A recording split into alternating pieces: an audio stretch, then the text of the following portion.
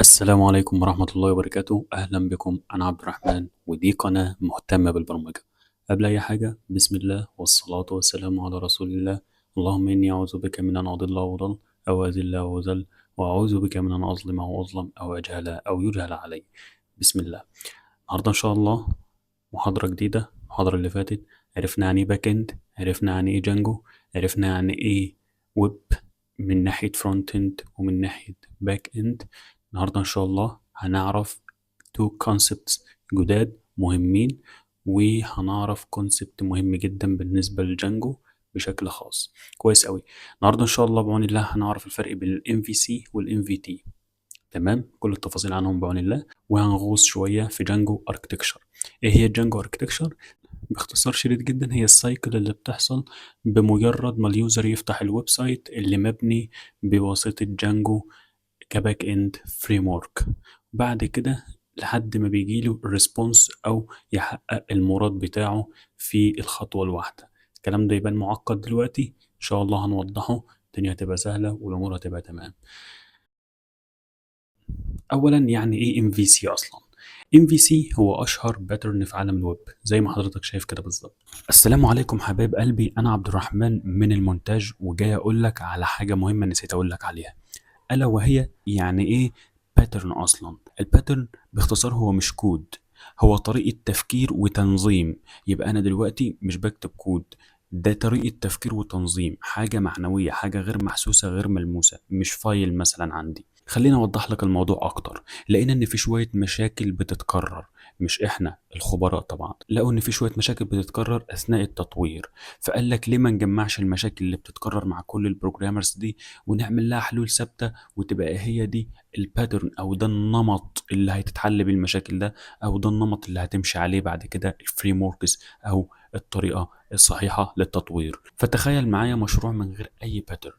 ده معناه ان كل حاجه هتكون في ملف واحد. احنا هنا بنتكلم على ايه؟ على الام في سي والام في تي. كاني بقول لك هنحط اللوجيك وهنحط المودلز، يعني هنحط الداتابيز وهنحط اليو ار الز وهنحط كل حاجه في ملف واحد بس. هل ده ينفع؟ ده ما ينفعش، وعمل مشاكل كتيره جدا ما عرفناش نحلها. قسمنا كل حاجه في ملف لوحدها وسميناها بمصطلح separation of concerns. ده معناه ان كل جزء بيبقى مسؤول عن حاجه واحده بس، يعني كل فايل هيكون ليه علاقه بحاجه واحده بس. فالمودلز هتتعمل في ملف اسمه models.py. يعني ايه؟ اللي هي الداتابيز. حلوه قوي. اللينكات والتوجيهات والراوتنج والحاجات دي هتبقى موجوده في ملف اسمه اليو ار الز. اللوجيك بتاعي والمنطق اللي انا بشتغل بيه هيبقى موجود في ملف اسمه الفيوز، وهكذا. فالتنظيمه دي والتقسيمه دي وطريقه التفكير دي اسمها الديزاين باترن اوف جانجو. اسمها ايه؟ الديزاين باترن اوف جانجو. خلونا نكمل الفيديو ونعرف ايه اللي جاي ان شاء الله. ومعناه موديل فيو كنترولر، وهنعرف معنى كل واحدة فيهم. طب ايه موديل وايه فيو وايه كنترولر؟ الموديل هو المسؤول عن التعامل مع البيانات. البيانات بشكل عام، ركز، اي داتا، اي داتا بشكل عام، سواء كانت فيلدز، داتابيز، علاقات اللي هي ريليشن شيبس، اي حاجه. كل الحاجات دي دلوقتي انت ما تكونش عارفها، وده متوقع جدا، ومش عايزك تفهمها ولا عايزك تعرف عنها حاجة دلوقتي. كل المطلوب منك انك تسمعها وتخلي اسمها يعدي على دماغك بس. عايزك تعرف ان موديل او حرف الام في ام في سي معناه موديل. الموديل هي البيانات، يعني اي بيانات ما عندي في الموقع. البيانات زي اليوزرز اللي موجودين عندي، اسمائهم، ارقام تليفوناتهم، وهكذا. لو انا عندي ويب سايت زي امازون، الايتمز، الاسماء بتاعتها اللي هي التايتلز، الديسكريبشن بتاع كل ايتم، البرايس بتاع كل ايتم، الستوك بتاعي فاضل فيه قد ايه. كل دي داتا، كل دي مودلز، كل دي داتابيز، كل دي فيلدز انا بستخدمها في الويب سايت بتاعي. طيب حرف الفي يرمز لفيو، وده الجزء اللي بيعرض البيانات للمستخدم. على فكرة مش بالضروري العرض يكون HTML بس، لا، ممكن يكون بجيسون. ممكن انت تكون دلوقتي مش فاهم يعني ايه جيسون، وممكن كمان ما تكونش فاهم يعني ايه فيو اصلا وازاي بتعرض، وبرضه مش مطلوب منك يا وحش انك تعرف ده دلوقتي.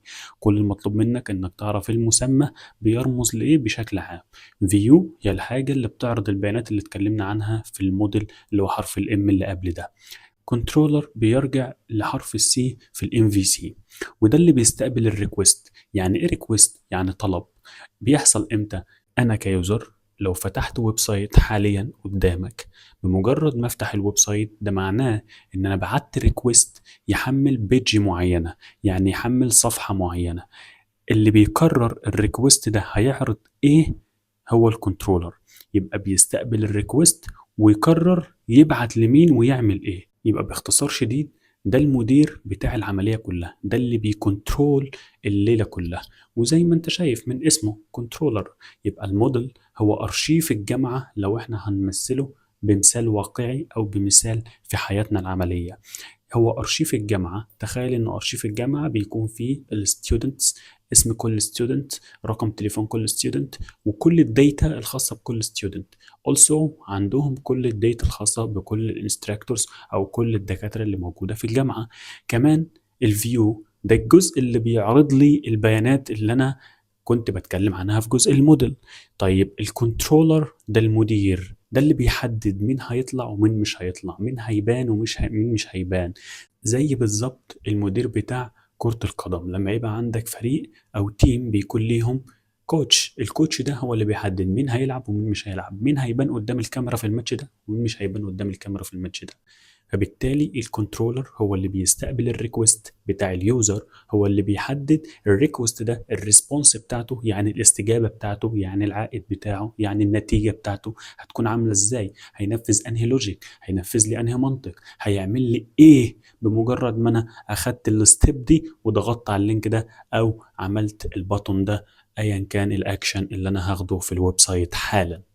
طيب هنعتبر ان انا عندي فريق كرة قدم. الفريق ده بيتقسم لثلاث اجزاء. تعال نفنط الموضوع كده ونقسمه بناء على التقسيمة بتاعتنا في الام في سي. هنقول ان المدافع بيساوي الموديل، ده اللي شايل المسؤولية كلها. هو بس بيحدد الحاجة دي رايحة فين، بيحدد ايه الحاجة دي رايحة، يعني هو بيحدد الكورة هتكون رايحة فين. وده اللي بيدافع عن ايه؟ عن الجون بتاعي، او ده اللي بيدافع عن الهدف بتاعي عشان ما يدخلش فيه اي اهداف. كويس قوي. الفيو هنعتبره الجناح، ده اللي بيستعرض المهارات زي نيمار وميسي والرجاله دول كلهم في الجناح. لذلك هتلاقي اشهر لعيبه الكوره او اكتر اللعيبه شهرة هي اللعيبه المهاجمين اللي بيبقوا في الجناح. ليه؟ هو ده اللي بيستعرض المهارات وهو ده اللي بيبين قد ايه المهارات مهمه. لكن المهارات عند المدافع مش مهمه قد ما مهم عند المهاجم. ليه؟ لأن المدافع عنده ميشن واحدة بس، ألا وهي انقذ الجون. مش عايزين أي ريسك، انقذ الجون، مش عايزين أي ريسك. دي وظيفة المدافع. إنما الجناح ممكن يستعرض شوية، يراوغ شوية، يعمل كده شوية. عشان إيه؟ عشان يبين الموضوع شكل حلو وفي نفس الوقت يعرف يجيب هدف يتقال عليه إنه هدف يسجل في التاريخ. يبقى الفيو هنعتبره الجناح بيوصل الكرة للمكان المناسب اللي هو إيه؟ الجول. كويس قوي. الكنترولر انا هنا بعتبره المدرب. ليه؟ ده اللي بيزعق لكل من الخط الجانبي. تلاقي المدرب واقف بره كده عمال يزعق ويوجه ده يمين ويوجه ده شمال، ويحط ده في مكان معين ويحط ده في مكان معين، وهكذا. ده اللي بيدير المباراة وبيتخذ القرارات. كذلك الامر لو رجعنا للصفحة اللي فاتت هنلاقي ان الكنترولر هو اللي بيستقبل الريكوست، وهو اللي بيعرف وهو اللي بيحدد مين اللي هيرجع في الريسبونس، سواء كان صفحة HTML، سواء كان لوجيك هيتنفذ، سواء كانت عملية ادنج، عملية ديليتنج، عملية كرييتنج. كل العمليات دي لو انت فاكر في المحاضرة بتاعت الكورس اوتلاين، لو فاكرها كنا بنتكلم عن حاجة اسمها الكراد او عمليات CRUD. عمليات الكراد اللي هي كراد اوبريشنز اللي هي كرييت وريد وابديت وديليت. هي دي مثلا الكنترولر بيعمل واحدة منهم. فالكنترولر بمثابة مين؟ الكوتش في الماتش. يعني لو ام في سي كان فريق كرة قدم، الموديل يبقى المدافع والفيو يبقى الجناح والكنترولر يبقى المدرب. كويس قوي. طيب جانجو بقى ليه مش ام في سي؟ جانجو قال لك لا انا مش ام في سي. طب انت ايه؟ انا ام في تي. لا والله انت ام في تي. طب ما تقول لي يعني ايه ام في تي؟ تكنيكالي جانجو شغال ام في سي. لا انت هتلخبطنا، هو شغال ام في سي ولا شغال ام في تي؟ بص، لما اقول لك تكنيكالي معناها انه من تحت الترابيزه لو رجعنا للاصل هنلاقوه شغال ام في سي. لما اقول لك ايه اللي بيحصل من بره معناه ان ده شو بس او ده شكل بس. فتكنيكالي من تحت الترابيزه كده جانجو فعلا شغال ام في سي، يعني شغال بموديل فيو كنترولر عادي جدا. بس بيعمل تويست صغيرة جدا، وده طبقا لاعتقادات مطورين جانجو، ملناش علاقة. ايه هي التويستة دي؟ بيقول لك تعالى ندي الاجزاء دي اسماء اوضح شوية. يعني ايه اوضح شوية؟ قال لك الاسم الكلاسيكي ام في سي اللي هو موديل فيو كنترولر. حلو، طيب امال ايه الام في تي؟ قال لك ده موديل تمبلت فيو. يعني ايه موديل تمبلت فيو؟ وهل هي فعلا بتساوي الام في سي؟ اه بتساوي الام في سي، ولكن هنفهم دلوقتي ليه ام في سي وليه ام في تي، وايه الفرق بينهم، واشمعنى دي زي دي بالظبط لكن مختلفين في التسمية. حلوة أوي. structure ال MVT بتاع جانجو ماشية كالآتي: الام هي الموديل، ودي عادي مستقرين عليها من المرة اللي فاتت أو من ال MVC. ام معناه الموديل، وده نفس وظيفة الموديل بتاعت ال MVC، مسؤول عن الداتابيس بالكامل. وهنا بنكتبه في جانجو في ملف اسمه المودلز.py، وإن شاء الله هنجيله وهتعرفه بالتفصيل، مش مطالب إنك تعرفه دلوقتي. لو أنت عارف الاسم فدي حاجة كويسة بالنسبة لك. طيب التمبلت وده اللي بيعرض ال HTML. لاحظ معايا، احنا هناك كنا بنقول ايه؟ MVC. هنا بنقول ايه؟ MVT. الحرف الثاني هو ال V، والحرف الثالث هو الايه؟ التي. يبقى هو هنا استبدل حرف ال V بالتي. لاحظ، استبدل حرف ال V بالتي. يعني بدل ما كانت MVC بقت MTV، واستبدل الحرف الثالث اللي هو C بحرف ال V اللي هو View. وهقول لك بقى دلوقتي اللخبطة دي فايدتها ايه، وهو قصده يقول ايه، ومعنى كل حرف في دول ايه. حرف التي تمبلت، وده اللي بيعرض ال HTML الفعلي للمستخدم. يعني ده مكان الفيو في الام في سي. يعني من الاخر شال حرف الفي اللي في الام في سي هنا وحط مكانه حرف التي. يبقى ده الجزء اللي بيعرض ال HTML. مش احنا في الام في سي كنا بنعرض في الفيو ال HTML؟ لا، هنا انا بعرض ال HTML في التي اللي هو التمبلت مش الفيو. كويس قوي. امال الفيو عندك بيعمل ايه؟ خلي بالك عشان الفيو اللي هنا في الام في سي مش هي الفيو اللي هنا في الام في تي. كويس قوي. طيب الفيو هنا في جانجو بقى بتعرض ايه؟ قال لك لا، انا بالنسبه لي انا شايف ان الفيو دي هي اللي بتستقبل الريكوست وبتعالج اللوجيك وبتعمل كل حاجة. فأنا بالنسبة لي إن الواجهة هي الفيو. يعني إيه بقى؟ يعني اللي بيتحكم في كل الليلة المفروض يبقى هو اسمه الواجهة، ما اسموش كنترولر. يا راجل أنا شايف كده. حلو أوي. طب جانجو، يعني أنت عايز تقول لي إن جانجو سمى الكنترولر فيو وسمى الفيو تمبلت؟ عمل كده عشان ايه؟ مش عشان حاجه والله، عشان يفقع مرارتنا وما يريحناش، بس ده كل الموضوع.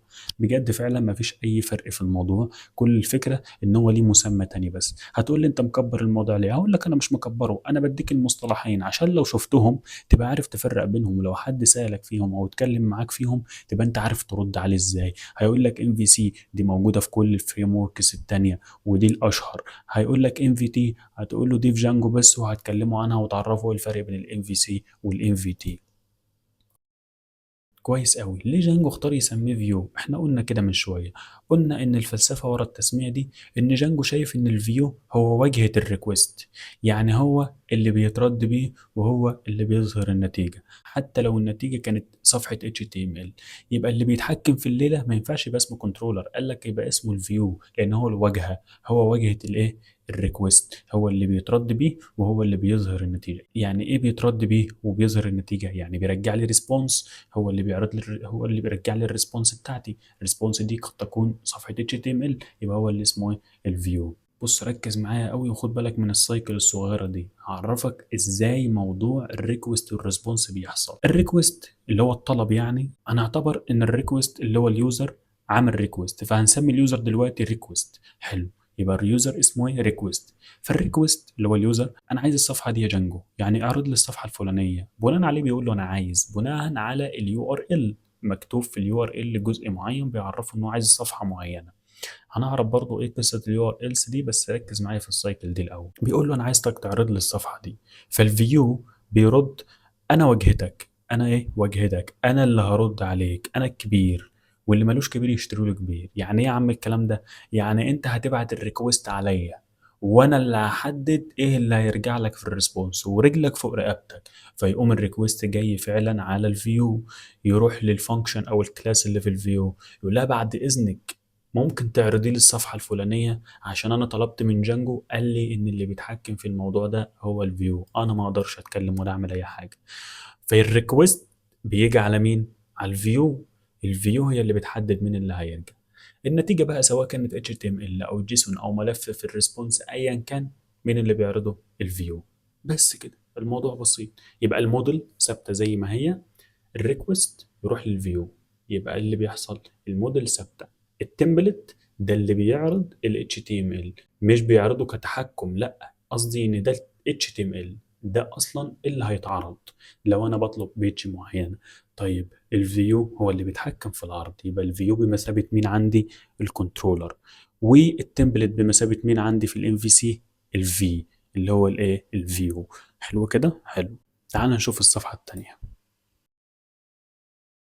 هناخد مع بعض رحلة سريعة، هتبان مملة في الأول بس هبسطها لك وما تقلقش. رحلة الريكوست في جانجو بتمشي ازاي؟ احنا كده أخدنا في المرة اللي فاتت الموضوع ببساطة، لا احنا هنا ان شاء الله هنحاول نتعمق شوية ونشوف الموضوع بيحصل ازاي بشكل تفصيلي.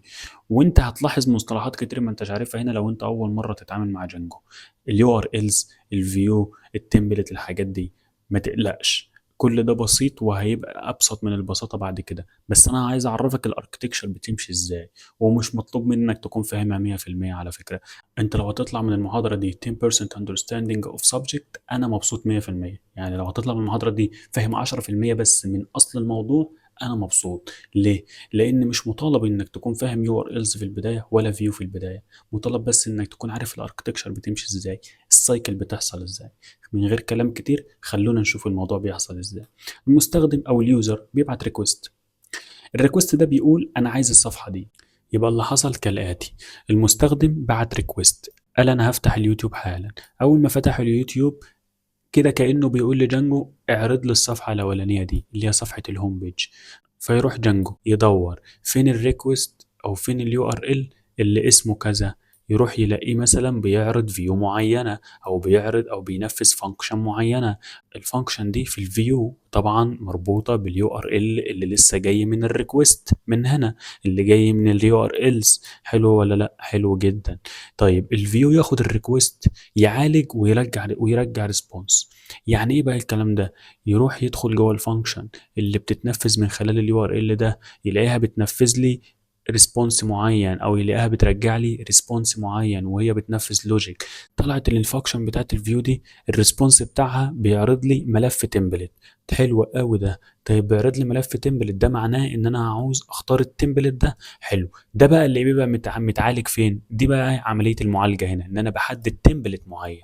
يبقى انا بعالج معناه ان انا بحدد تمبلت معين.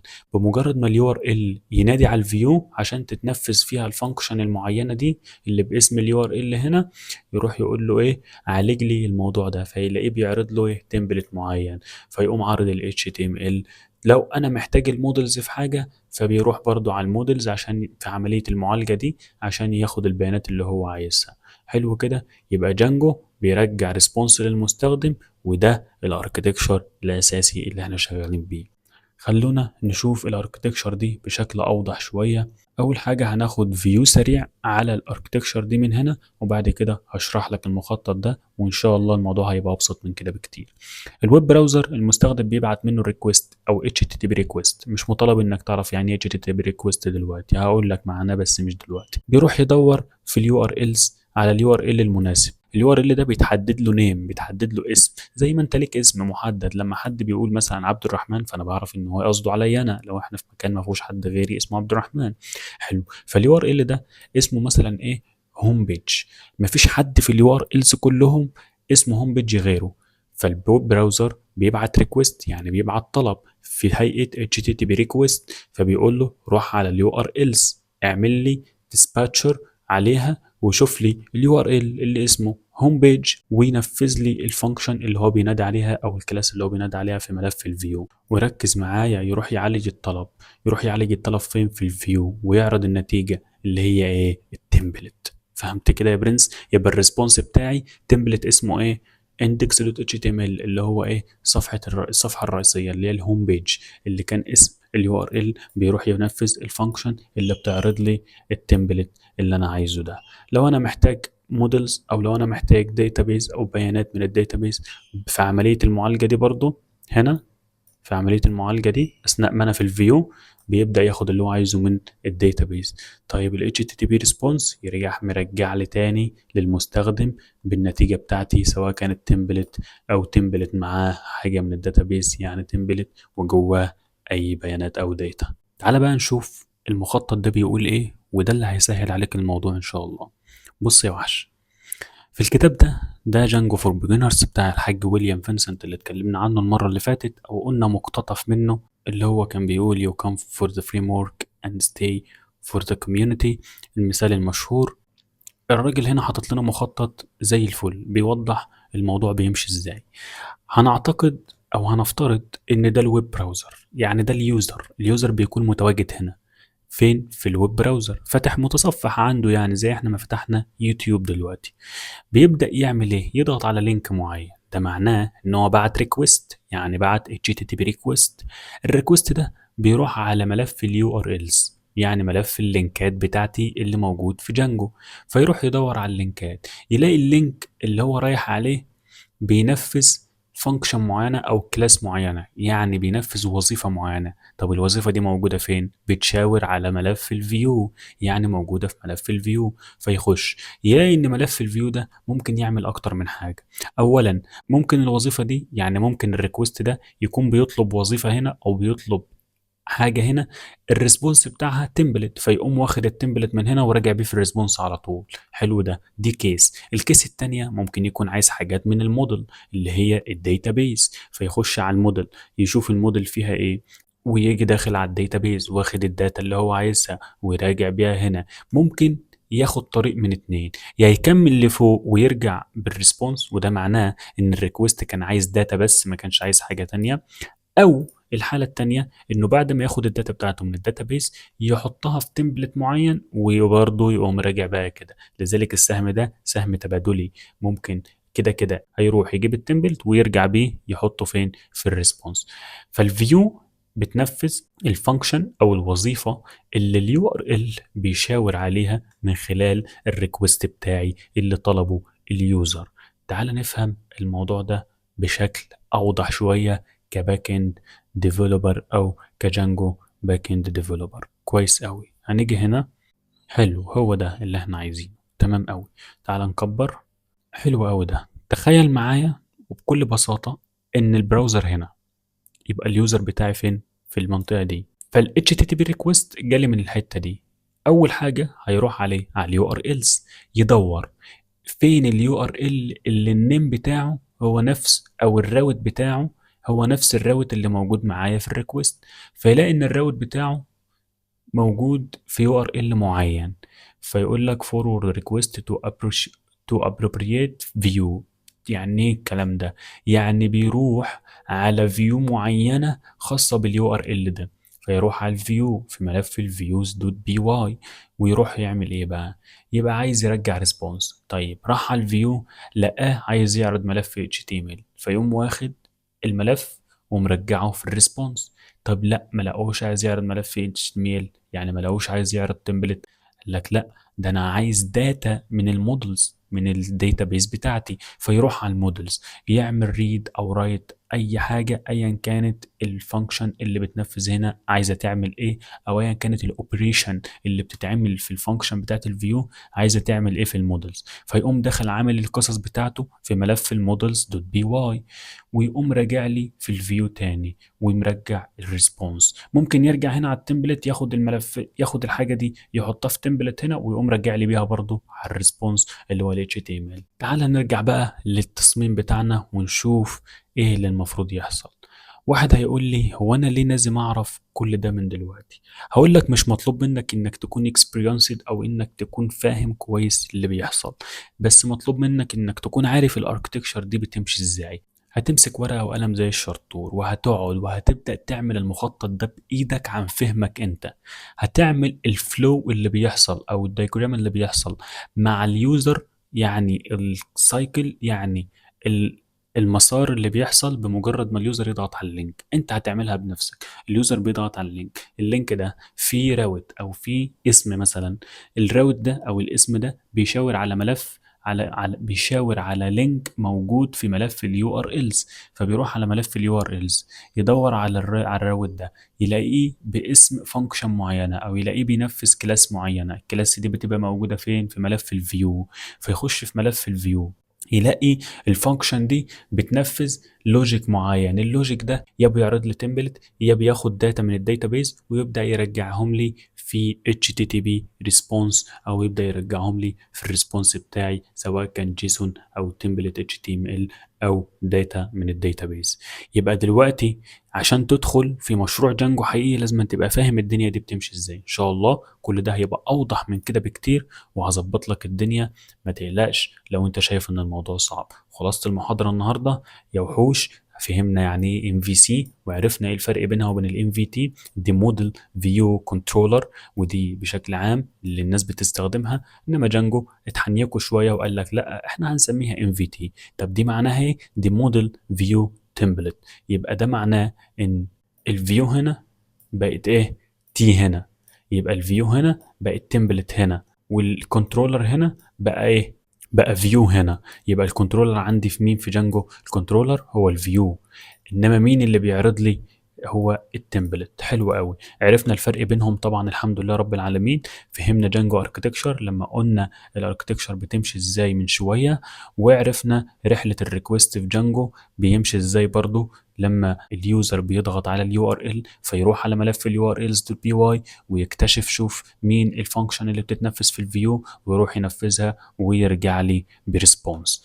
عرفنا ليه جانجو مختلف في التسميات ولا ليها اي لازمه. الحمد لله رب العالمين. المحاضره الجايه ان شاء الله هتكون سيت اب كامل لبايثون. هنبدا نثبت بايثون، هنبدا نعمل فيرتشوال انفايرمنت، هنبدا نثبت جانجو، هنبدا نتعامل مع الفيجوال ستوديو كود، ونتعامل مع الجيت. ان شاء الله هتكون اخر محاضره في المستوى صفر اللي هو المستوى التمهيدي.